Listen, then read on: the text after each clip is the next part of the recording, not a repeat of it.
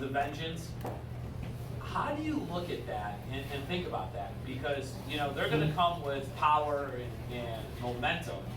You are the little guy. I mean, you're doing a great job on social. But what else is it? You know, and again, in SHMOOZEFEST, we've got a lot of the smaller operators in the room who are competing against the big guy. What are you doing to attack that? So first of all, I'm going to go around to each store and cut their gas line. You know? Nip that right in the mud. Can't fry without gas. No, honestly, I think it comes down to your brand and how you take care of the people who come into your building. And what is brand? Brand to me is how much do your customers trust you? It's the trust. When they come back, are they getting the same great experience? Are they getting the same sandwich every time? Does it have that like experience where they can trust you? If you screw up their order, can you make it right with them? You know, can they trust you to step up to the plate and fix it? You know, oh, they screwed up this order, but those guys are awesome. They're so nice. You know, they're going to take care of it for us. So to me, it's a matter of brand and just building up our brand as much as possible. I also think that, you know, it's nice to look at competitors and see what they're doing and kind of keep an eye on that. But it's more important to like lightning focus on what you're doing and just do the best you can be. I'm a true believer, all ships rise with the tide. So the better Dave's Hot Chicken does and people have a great experience eating hot chicken at their place, you know, they'll have a great experience and maybe they'll come try us, you know, and vice versa. So I think Chicago's a huge market. I think there's room for all of us. You know, to me, it's just hone in on being the best we can be at what we're doing, and I think we'll always have a great business. You know, that's really important. You talk about the brand, and obviously we're both kind of brand whores right now because we were smart guys. My friends over at Charlie, look at how stylish they came. You'd see them sitting away. I think somebody from Mechanical 24 is here, right, in the back, right? I mean, they've got their brand swag on. If you're not presenting your brand at every opportunity to talk about it, oh, there you go. Yeah, not only just look down at his chest, it's like, oh yeah, I got it. It's key, right, to that. But as you get that brand out, what's behind brand? What's the secret behind you right now in your brand? What is it? What's that lightning in a bottle that you're giving to people? And I know this is the cheesiest answer, but hospitality is, to me, the most important thing that differentiates you from anywhere else. You know, and we're trying to teach our managers to table touch. You guys all remember, you know, like I remember my parents when we went out to a restaurant, they were so impressed when the manager would come up and check on our table. Oh my God, the manager came and talked to us, you know, they thought that was such a big deal. And you know, we have a lot of high school kids work for us, so we're constantly forcing them and pushing them into the dining room, like, go check on them, see how they're doing, you know? So to me, I think it just comes down to hospitality and really, you know, and we're in the fast food, fast casual space. Not many people know the difference between fast food and fast casual. They kind of blend us together. But I think table touching in that space is a dying art.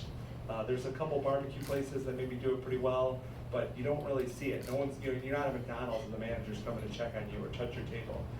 So I think if we can do that, that's a differentiator. Because you guys all know, people will go back over and over and over again for great service. Even if the food is not as good. But if the food's great and the service sucks, you might lose them, right? So the hospitality, I always picture like a dive bar with that, like, you know, one bartender that everyone loves, you know, Betty, she's like the grandma to everybody. You know, people go in, the bathrooms are disgusting, the drinks are nothing special, right? But they know that like Betty's gonna have their order and she's gonna take care of them. And she's gonna talk to them about, you know, they haven't spoken to their father in 7 years and they're gonna talk about it, you know? So I think like that to me just gets people coming back over and over and over again. Well, it's the old adage. I mean, this is the hospitality industry, not the hostility industry, right? Yeah. I mean, I always use that quote because if we think about that, that is the differentiator, right? If you think about what is passion and service, look at all of you in the room today, right? Let's just go back to about the people in the brand, right? What is food industry news? Food industry news is Carrie and Val. Right? I mean, you think about all the other trade, right? I mean, it's Carrie and Val. It's the people that make food industry news, right? You've got QSR magazine, you've got all these other magazines, but every month I look forward to reading food industry news first and foremost. Why? Because it's about the people, it's about the stories, and I know I'm gonna get good content coming out of it. Just like in a restaurant, to your point, you get a chicken sandwich at umpteen places, right? Everybody's putting a chicken sandwich. But do you get that little bit of service? And how are you inspiring these kids? Are you putting $10 bills on their tables for them to go hunt for? Like, what's your inspiration to get a 14 to 17-year-old who is glued to their phone 24/7 to break that? That is actually becoming pretty challenging, what he's talking about, because it is hard. And, you know, you get people to get out of their comfort zone, you know, especially the high school kids. But it starts with our store leaders, our GMs, we call them store leaders, and we push them like, hey, you have to get out there, you have to set the example of touching tables. And then, you know, we started doing this process this year where our managers will kind of like tiptoe people into it. So it's like, hey, just go wipe their table, you know, so then they'll go out and wipe the table, you know. Hey, now go out and wipe the table and ask them how they're doing, you know. And then, okay, go back out to the table and now ask them if they need anything, you know. So it's like almost getting them to baby step into it. But I'm really thinking about doing, flipping the model where we possibly have somebody in our dining rooms full time and that's all they're doing. I had met somebody who said, when I was opening the second location, I asked somebody who was a silver plate winner, had a bunch of sizzlers, and I just said, hey, you know, Jack, what do I gotta do? We're opening up a second restaurant. I can't be in two places at once. How do we do it? And he gave me the best advice, which I haven't taken 100% advantage of, but he said, have a people pleaser. He goes, have someone in the dining room constantly. Open the doors for people, kissing babies, high-fiving people, like just walking around making sure that everybody is happy no matter what. And so that's a goal that we're kind of striving to do, to make sure that like there's a people pleaser out there making everybody happy. It's a big deal. Well, I mean, if you look back in history at some really great brands like Walmart, you had the greeter at the door. Oh yeah. Home Depot, back in the day, you had professionals in the aisles that you could go talk with, right? So as we look as an industry, how many people in a room, by show of hands, enjoy using a kiosk when they go in to order their food? It's a lot easier sometimes. It is. We got one person? You like a kiosk? Oh, I hate it. You hate it? Here's the interesting thing. Let's look at the demographic of the room. Because we're all in the same, we are all aging beautifully like fine wine in this room, right? But we all want what he's talking about. So he brings up a really great point, because the data on kiosks, and I want to ask your opinion, the data on kiosks shows the increase in check average. And the data is also not showing a decrease in labor, right? So you can get more money, but you can redeploy that labor. So rather than having a cashier, let's really dive into this whole almost brand ambassador. Because here in 10 years ago, Wow Wow tried that. They got rid of all their front of the house staff, had kiosks and lockers, and then they just paid somebody to be friendly in the lobby. It was kind of before its time. Maybe we have evolved where we want that kiosk because the kiosk provides guilt-free ordering, and that's why we see the $4 increase in average check. Because when you're standing across from somebody and you're saying, oh, I want that dessert, well, maybe you think that they're evaluating you and you don't need that dessert. But the kiosk doesn't evaluate you, right? So you can add extra things to it. What are your thoughts on kiosk and then the redeployment? Because it sounds like you're going to redeploy staff anyway into like a brand ambassador or a people pleaser. I love people pleaser. I think you should trademark that. Throw that on the back of your sweatshirt and say, I am the people pleaser, the chicken pleaser. Well, I did talk to Sam a couple days ago, and he shared that information with me, and I was like, $4 extra. That sounds pretty damn good. But I do think about it like we've hesitated because I've seen some brands doing it, and to me, it's that same thing that everyone had their reaction on. It's like you're sitting there, you don't know what to do, you're looking around, you're like, what the hell? To me, I really feel like you need, almost like you see at Jewel, is like when there's like somebody, you know, they have all those self-checkout things, but there's someone standing right there. If you have an issue, the red light turns on, they come up right away. So I kind of feel like that is the move, is to have somebody who's maybe a table manager, a people pleaser, who's running around, but they're constantly keeping an eye on that kiosk. And if someone looks confused, they look, you know, like they're not quite happy with what's going on, they run over there immediately, like, hey, can I help you? Is there something I can do to help, assist you on that? Because $4 extra an order sounds great. And I also like sometimes when you're sitting at the cashier, it's like you're on deck, and then I feel like there's like a little bit of panic, that happens. And so they're like, oh yeah, I'll do a sandwich. All right, do you want fries and a drink? Oh yeah, I'll do fries and a drink too. All right, is that it? Yeah, that's it. I just gotta pay and get out of here, But when you at your kiosk, you have time to order. No one's putting that pressure on you. You don't have that time zone. And I'm a fat guy. I love to eat. So I'm just like, we'll get 3 of these, 7 of those, 12 of these. I'm the extra $4 you're talking about. So I think there's a way that it does work, and I agree that things are changing. People are getting used to it more. But I really do think having someone there to help is going to be a key. As we start to look forward into 25, elections past us, again, I never talk red, blue, everybody's money is green. So how much money can we get that? So staying out of the politics, how are you feeling going into 25? I mean, we've gotten this batch of cold weather, which I think has slowed people down. But just overall, how are you feeling about 25? What are you looking forward to in 25? Is there some technology you're looking forward to in 25? Maybe a vacation, but I know you've got an aggressive forward thought here. So what are you looking forward to in 25? So for our brand, things are getting very challenging. Cost of goods are going up constantly, labor's going up, customers are not happy with increased prices. So I think we're trying to figure out a way to have prices be a little less sticker shocking when they come in, but then be able to still get a good check average as people are going out. So we're trying to switch up a little bit of our menu, so we're not having so much sticker shock. That's something we're rolling out. We've had a lot of success with LTOs, limited time offers, and so we are trying to go all in on LTOs coming up this year, where we do collaborations. Like we just did one with Stan's Donuts. We did 2 this past year with Stan's Donuts. It was fantastic, a great LTO. I mean, we had lines out the door. One of the days was a record day for us. Just having like a donut sandwich that we partnered with them on. So I think we're going to try to roll out some more LTOs, and then we're building a commissary coming up next year. So we have all the plans done, the lease is signed. It's going to be in Glen Ellen, and we're just a little too much feedback. We're excited to have the commissary, and we have a little quasi-commissary right now that we're producing all the chicken, our sauces, our sides. But I think once we have our real commissary, we can actually really hone in. And I would love to bring back so many more handmade from scratch items that we can roll out to the stores. And I think for us, it's going to give us a lot of control to put something on the menu, change out a side, change out some fun stuff that we could roll out to all the stores without doing that. And we have 3 locations coming up next year, so that'll be exciting too. It'll keep us busy. So shameless plug, where are the 3 locations going? Are they under construction? Yeah, where are they going? Let's go.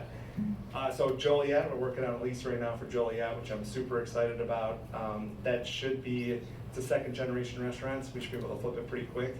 Where we're building the commissary, we're also building a 2,000 square foot restaurant in front of the commissary right on Roosevelt Road. So that should be great. And then we're looking at Aurora. We're trying to open up. I found out Aurora is the 2nd biggest town in Illinois, right? I did not know that, so we're going for it. That's exciting. Without divulging what your LTO schedule looks like, just as an industry, are there any particular flavors you're excited about, excited seeing, as our palates continue to evolve and change? What are you thinking about, Joe? I love stuff that you can't get anywhere else. So if there's some type of sandwich that we can come up with, the last one we did was the Stan's Donuts. It's a Biscoff pocket donut, like a Biscoff, Biscoff cookies. They do this cookie butter that they put inside there, and it's a maple glazed. You can't find that anywhere. And a great hand-breaded chicken sandwich fried in beef tallow, forget about it. So I just think stuff that's pretty outside the box. Everyone's been bugging us oh, put a wrap on the menu, throw some lettuce and tomato in there. I'm boring, like, wah, wah, you know, it just sounds boring to me. So we're trying to keep coming up with ideas. I mean, in a perfect world, I would love to do an LTO once a week. You know, every week we have a different like sandwich of the week. But with 9+ locations, like that's a little tricky to do. It'd be easier if you know if you have one shop, you know. But I just like stuff that's just totally outside the box that you can't get anywhere else. Is there one flavor you're really thinking? Like, are you thinking Asian, South American, or something out there that's intriguing you now more than ever? No, you know, we want to keep it, for us, we do Nashville hot chicken, it's the style of chicken we do. So it's gotta be kind of with the realm of that. Like I could make you a beautiful chicken Parmesan, you know, it'd knock your Aunt Connie's socks off. However, you know, Italian sandwich at like a Nashville hot chicken joint, like, you know, that doesn't go well together. So we're gonna stay away from like flavors that are like too outside the box. So we're kind of like keeping it within this southern fried chicken zone. Have you sniffed out the Hattie B's people up here, like sniffing around, seeing what you're doing? Oh yeah, I know Yeah? all about the Hattie B's, yeah. Yeah, you've seen it. Have you gone down to Nashville and had Hattie B's yet? Oh yeah, I love Hattie B's. Love Hattie B's. If you guys ever get a chance to go try Hattie B's, their bone-in chicken, phenomenal. And the family is also amazing. But my Brother-in-law, sister-in-law, they're down in Dallas, and my brother-in-law does leasing, real estate leasing, so he helped Hattie B's. I got a little, some inside information, you know, and they opened up in Deep Ellum as a neighborhood, and it didn't make it, you know. With Hattie B's, I think, you know, they're great, right? But not all great concepts make it in every location, so they just move stores. But they did say they are coming to Chicago one day, they just don't know when, and they plan on opening up 5 locations in every major city they go into. So Hattie B's is coming, just when. Well, good thing there's still 6 million people in the metro Chicago Yeah. area, right? Plenty of people that serve chicken sandwiches too. 100%. How do you view and look at supply chain coming up into 2025? Are you feeling good about it? Pessimistic? What do you think? Is this going to be a bull market, bear market? I think it actually should go pretty well. It feels like the chicken is, as you know, right, is coming up and it's competing. Cheeseburgers in the fast casual, fast food space are king by a long shot still. But I feel like more and more people are eating chicken, they're watching their weight. I mean, personally, for me, like, I eat a cheeseburger during lunch, like, I need a nap after. Like, I'm not going back to work. But chicken, I can eat chicken all day long and not be bogged down. So I feel like the vendors that I know are looking for more facilities and they're trying to keep up with the demand. So I think it's gonna get better and better, I feel like. Are you going to put the Ozempic hack out there like Cane's has done now, where you can figure out your protein, non-fried, flavor it, and let it rip? Oh no, That's news to me, I don't know that. Yeah, that one's circulating TikTok right now of how you can go to Cane's when you're on the drugs and get the chicken tenders not fried, even though they still take the tenders and put them in the oil, but unbattered. Interesting. Yeah, and then they have the whole grams of protein calculator to it and so forth. Everybody was talking about, oh, all this weight loss is going to reduce sales, but now everybody's coming out with the marketing hack to flip around with it and see. You know, as we still toggle in this recessionary market, and you watch what Chili's is doing, and now Applebee's mimicking Chili's to try to get into the fast casual realm, right? Mm-hmm. And then of course, you know, the bottom guys are lowest. They're still continuing to go lower. You know, McDonald's now got the $6 meal with a burger and, you know, a chicken nugget and a fry and a drink for $6. What do you think? Do you think we're eventually going to get away from the bottom and start to go back in the north, because profitability is being squeezed so much? So you're asking if like, you know, full service restaurants are kind of coming down to fast casual, and then like the real fast food joints are like starting to kind of have to come up to like bring a quality to like keep up. I really think that the fast casual space is just a great like medium between like, you know, in a recession even, you know, it's like you're not going to Gibson's in a recession, right? But you may want something still a little quality. So I feel like there's a great space for us in the fast casual zone. And we're not worried about Ozempic or any other diet. We do one thing really well, and it's fried chicken sandwiches and beef fat. So no diets needed at Fry the Coop. You come in when you're hungry. Well, and I guess to that point, you don't really have to worry about RFK coming after you, since you're using the beef tallow, and he wants everybody else to bring beef tallow back right now. So No seed oils. yeah, no seed oil. So you figure out all these combinations of who knows what's going to happen. Maybe you're ahead of the curve. Yeah. You better hedge. Are the beef tallow guys in the room by any chance? Anybody needs to hedge it? One of the things we always like to do at this is, because this is all about the community, is open it up for questions as well. So who's got a question? I know we got some interesting. Okay. Yeah, speaking of the beef tallow, Joe, I know you told me that when I first met you in like 2019. Was that purely because of taste, or it's gotten so much play in the last few years, beef tallow for both, I guess, health and taste. But what led you to start frying in beef tallow? That's a great question. So yeah, he's asking why we use beef tallow, and we've been using it since day one, 2017. I was lucky enough to find a podcast that was called "McDonald's Broke My Heart" by God, what is his name? Anyways, he has this podcast called Revisionist History, and he basically talked about McDonald's used beef tallow up until 1990 or 91, and they got pushed into that tallow was killing America with their beef fat fries, or McDonald's was. So they got pushed into using a vegetable oil. Well, they thought at the time that a vegetable oil, like a trans fat oil, was better for you, and we know now that that is not the case. A saturated fat and frying in animal fats is way better for you. When you fry in a vegetable oil, you create a chemical called aldehyde. Aldehyde is a broken compound when it's oxidized by food. And it really comes down to the heating element of when you're frying in a vegetable oil or a soybean oil, whatever that is. When you are heating it for 350 degrees for 16 hours straight, now you hit food with it, it oxidizes, creates that aldehyde. Aldehyde, Google it, you will find out it's directly linked to cancer, 100%. What I found out through that podcast was that beef tallow, it does not create aldehyde at all. It's got a high smoke point, it's an animal fat, and it's been, people have been frying in animal fats for centuries, right? So it's a more natural way to do it. So I learned about that, so that was like, oh wow, maybe we should be using beef tallow. And then whatchamacallit, it also tastes way better. So I think between those two things, I was sold. Beef tallow, if anyone's dealt with it, it's a pain in the ass. There's a lot of things, it solidifies, it doesn't stay hot for long too. So there's issues with it, but as far as taste and better for you, it's a winner. And I'm on a mission to change every restaurant to beef tallow, by the way, so. Well, there we go. I think you just came up with another business plan. there you go. I also sell beef tallow. Yeah, there you go. See, we like shameless plug here. I'll take a quarter for every pound you sell. Other questions?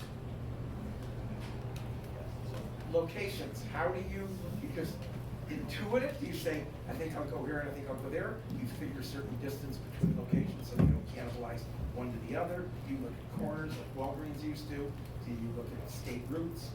That's a great question. I've learned a lot about real estate over the years. This thing working? I learned a lot about real estate and trying to find locations. One thing that I look at now, like for example, we're in Elmhurst, and if anyone knows Elmhurst, we're on North Avenue in Elmhurst. That is the main thorough. And the corner we're on is 83 in North Avenue, which there is about 150,000 cars that go by that intersection every single day. Now downtown Elmhurst does not have that many cars that go by. So if you were to ask me, do you want to be in downtown Elmhurst, where it's like a pretty awesome hip town, or do you want to be on North Avenue of the world? I would say North Avenue. Another thing that I look for now is I zoom out on the map, and you can quickly see the difference between industrial parks and residential, when you zoom out.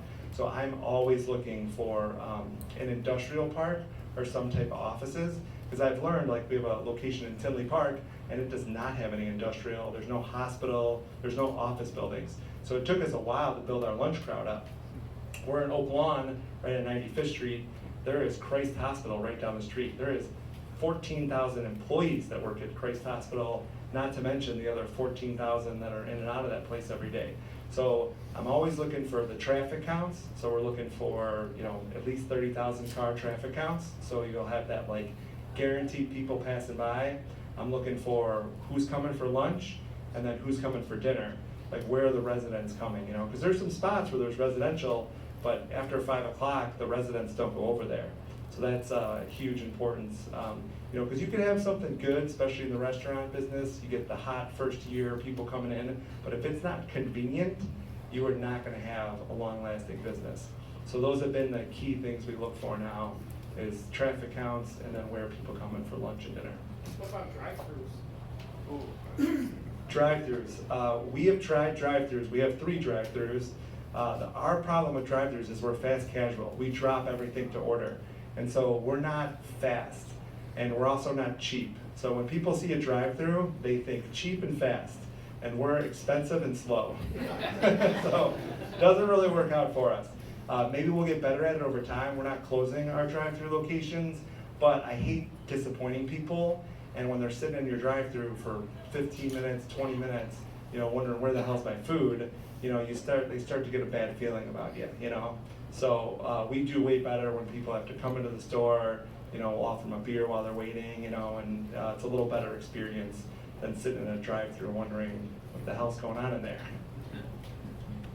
Yeah, I wish we had the crystal ball on restaurants and locations and how do they work, right? I mean, I think some of it depends on your brand. It depends on, to your point, what day parts you're trying to go after, have an effect on it. You also need to go look at it, stand on those corners, look at the turn in, turns out, side of the street. You know, some restaurants can perform really well on one side, and you move it on the other side, they'll fail because is it a breakfast direction or a dinner direction? So I think there's a lot of calculations that go into it. I think brands, I use this one all the time. A lot of brands that I personally like, just because I know their history to look at real estate, are Panda. Panda spends an enormous amount of money on data for the restaurants because they don't believe in loss leaders. So on the flip side, I do not like to follow or recommend following Chipotle anywhere because they believe in the mattress store philosophy. They just want to be on every corner and use them as loss leaders, right? 2 different companies, both company owned, A and B. I would follow Panda in a heartbeat. Chick-fil-A. Chick-fil-A is an art company, spends an enormous amount of data on where they're going, and that's why Raising Cane's has really no real estate department. You know, their whole real estate strategy is find me a Chick-fil-A, find me a piece of property that I can build a drive-through on, right? Now the thing with the Chick-fil-A is, like for us, unless we have a drive-through, you don't want to go next to a Chick-fil-A because a Chick-fil-A customer is not getting out of their car, right? Because they're conditioned to go through that drive-through. The other 2 that I like, and I do still have my interest in Firehouse Subs, but also Jersey Mike's. Both of them have really good real estate departments and are very methodical in which and how they look at those things.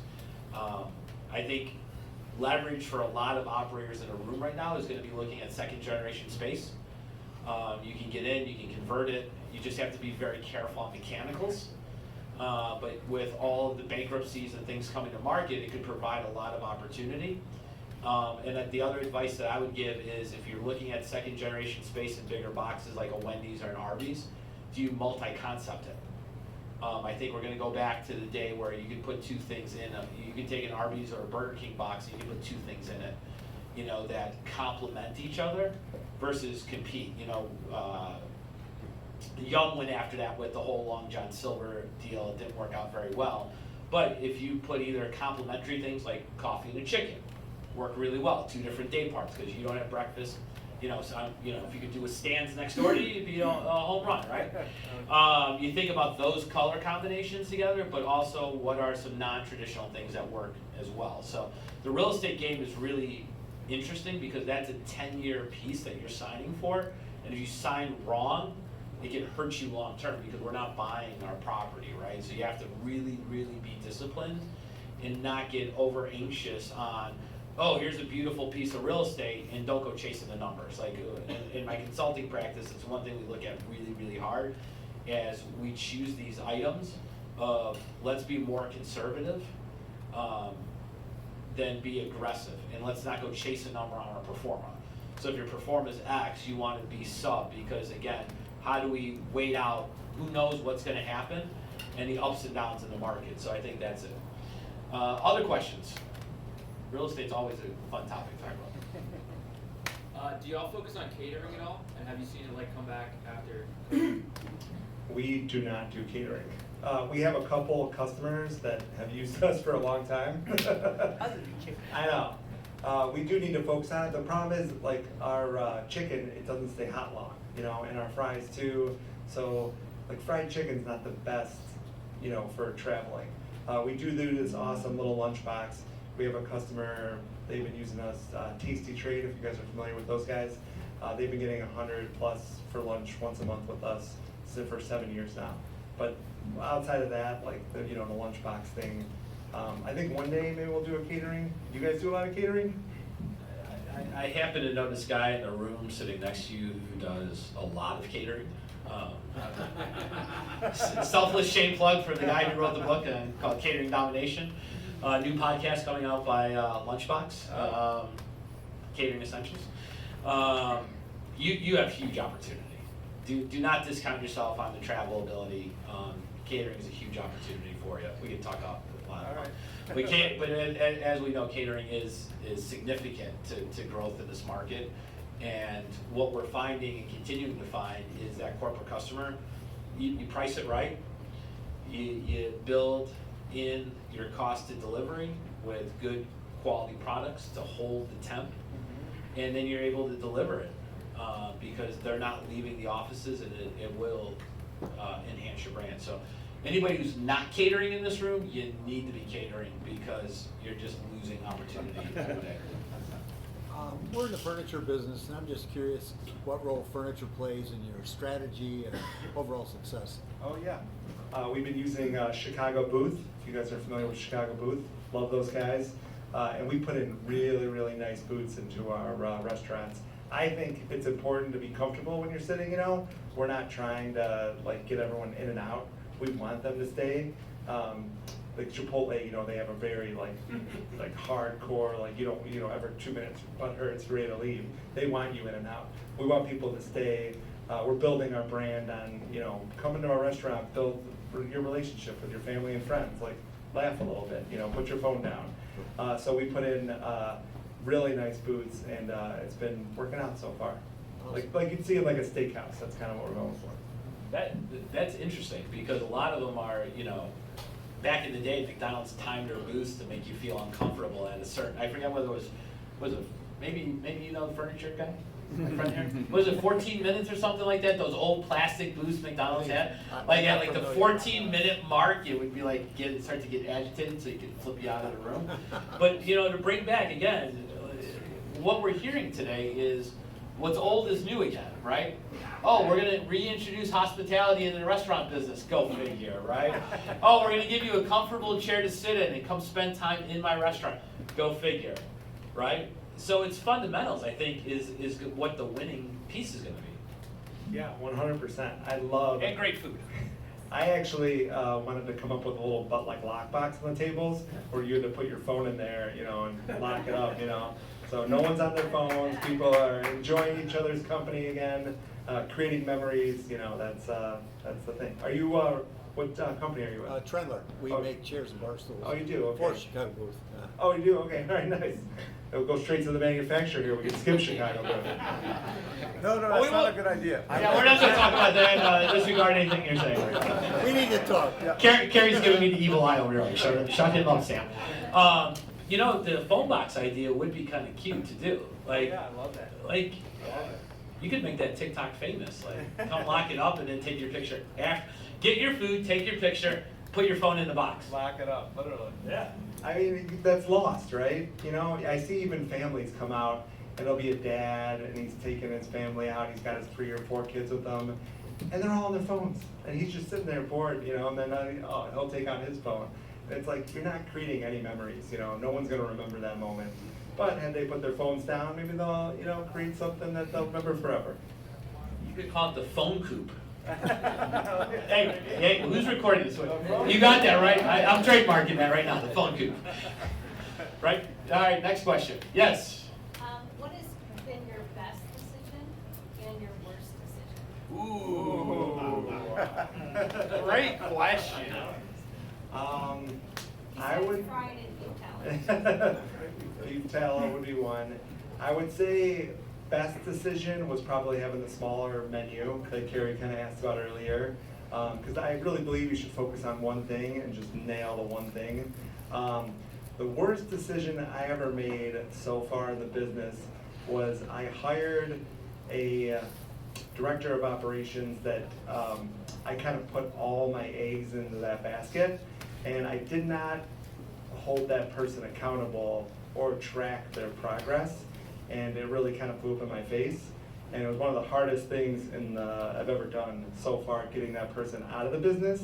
And then I realized like so many things that I had not been holding accountable or keeping track of, and our business was literally on its way down. And ever since that moment happened, we've started climbing ourselves back up. So hire the right people, but also don't just put all your faith in them. You know, keep track. Trust and track is the key thing here.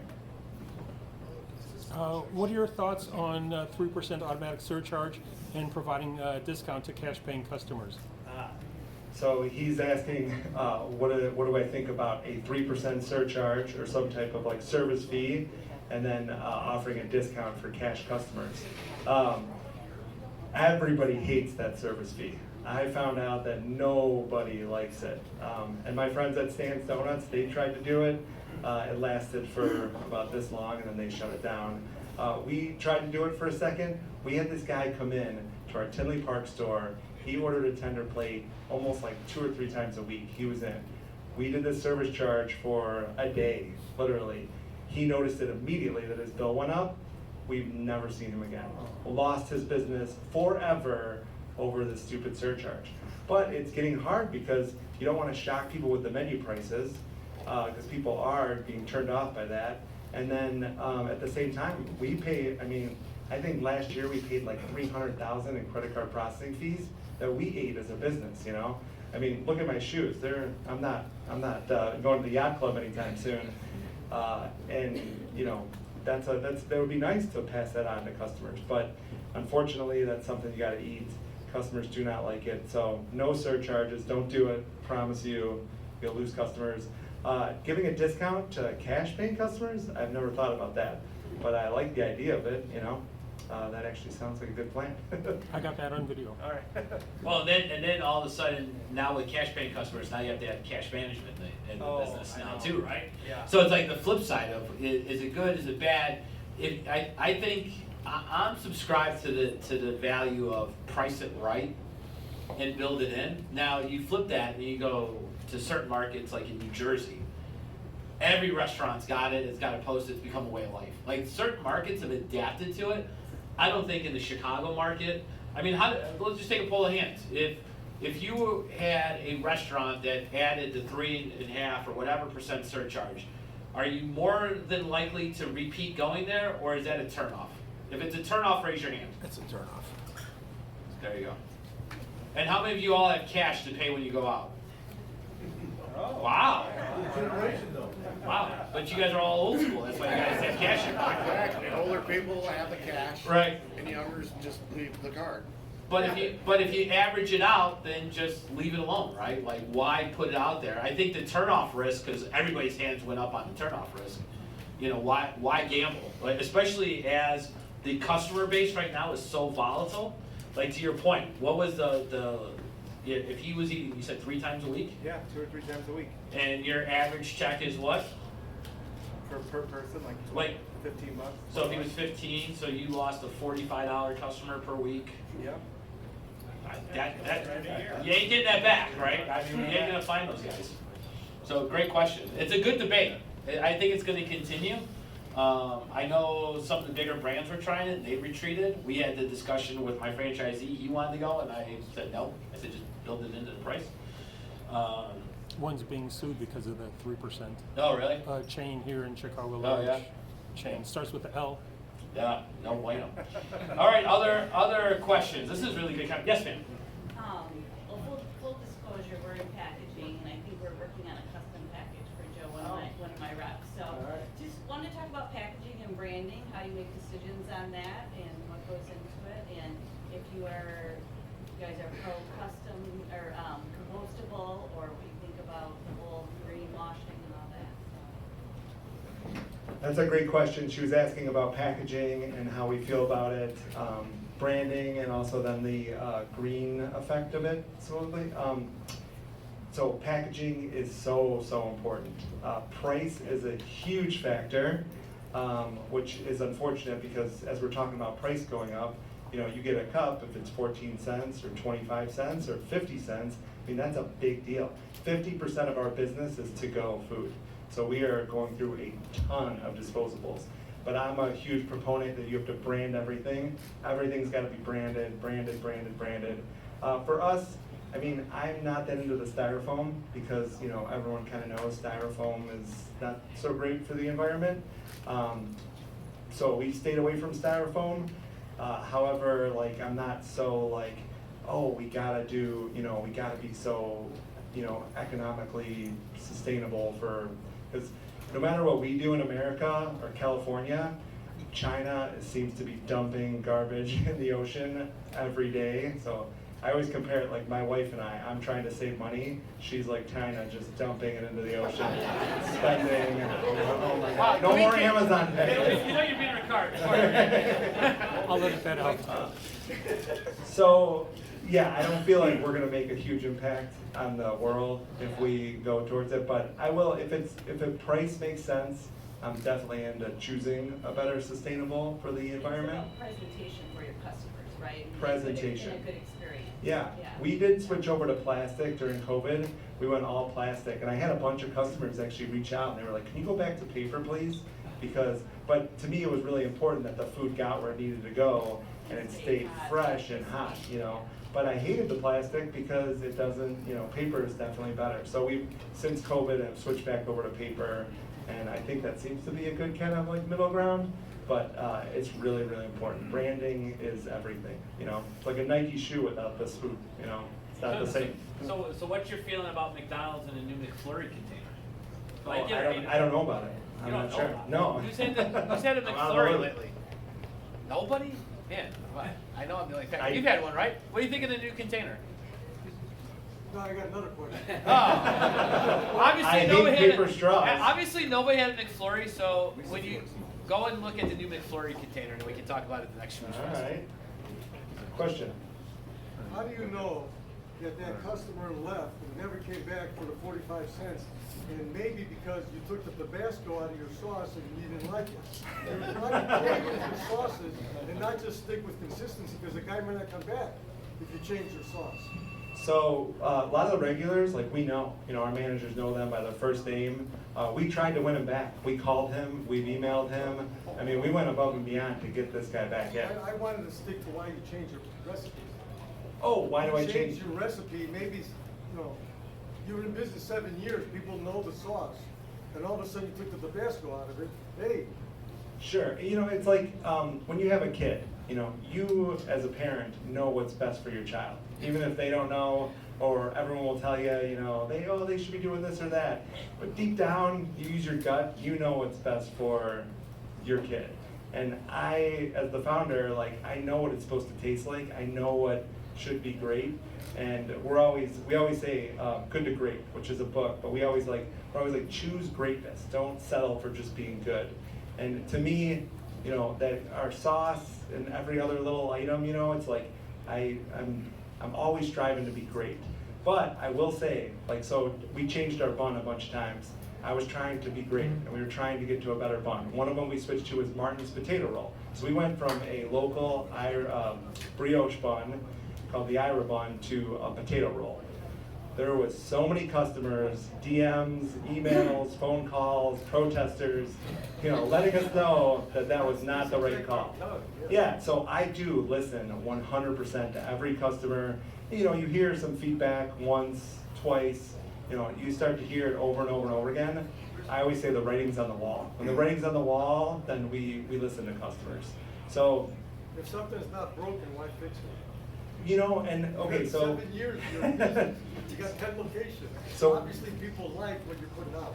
you're 100% right. So we have a donut sandwich. This is funny to bring this up. We have a donut sandwich on our menu, and we get it from Tellerica Martin. So we only get a delivery once a week. So we only have our donut sandwich available on the weekends. It's a glazed donut, a cake donut, and it's the frosting on it after like a day or so, it kind of gets a little wet. And no one complains about this. This is, no customers have complained, no one on my team has complained, but I know it's a problem because I don't like it. The bread itself, or the dough of the donut, it actually gets better after a couple days, surprisingly, but that wetness of the glaze drives me crazy. So I'm trying to come up with like a sugared, a seasoned sugar to kind of whip it in and throw it in before we cut it and plate it. I think that would be better, because then you don't have that like wetness, it looks better, it takes pictures better. I think that would be better. Now if we pull the trigger on that, and then I have thousands of customers telling me, you know, that's awful, the donut used to be so good, we will change back. I will listen to the customers, but I will never stop trying to improve the products and do what I think is best for it. Sometimes I'm wrong, you know. My wife will tell you, she thinks I'm wrong a lot. But I always, you know, it's like, don't settle. Always choose to be great. That's where I come from. Outstanding. Mr. Miller, I think we're still on time here.